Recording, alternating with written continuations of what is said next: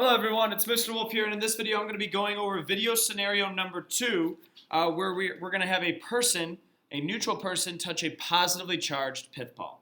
Alright, so let's first talk about our objects. We got our pithball, and it's a conductor, which means electrons can move freely around the object. It's positively charged, which means that it has less electrons than protons. Specifically, it has a charge of positive 5, which means I have 5 protons that don't have an electron paired up with them. Now, since it's a conductor and electrons can move freely, the positive charge is spread out throughout the entire object. So I got a positive charged pithball. All right, now my person is neutral, and I don't really need to model electrons and protons here because the size of the person is just so much bigger compared to the pithball. All right, we could essentially say that there is almost an infinite amount of atoms compared to the pithball, and I don't want to go through the trouble of modeling him here.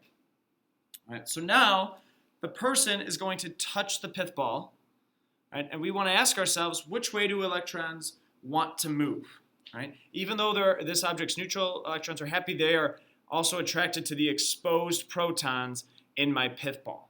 Right? So because of that, electrons are going to jump over from the neutral person to the pithball where I have these exposed electrons. All right, now, since this is a conductor and electrons can move freely, they're going to be able to move throughout the entire object and not just pair up with this proton, but pair up with this one and transfer over from the person and transfer to this one, to this one.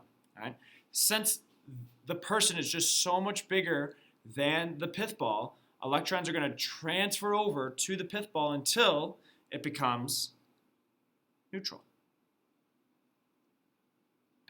And the person, even though it lost electrons, right, since the person is just so much bigger, all right, the amount of electrons that that person lost is just such a tiny amount that we're going to still say that this person is neutral. So this would be an example of grounding, right? Which means that if the person were to go to touch the pithball, or if I were to bring a plastic strip up to my pithball this time, I would expect nothing to happen, nothing to happen, especially if this was also neutral.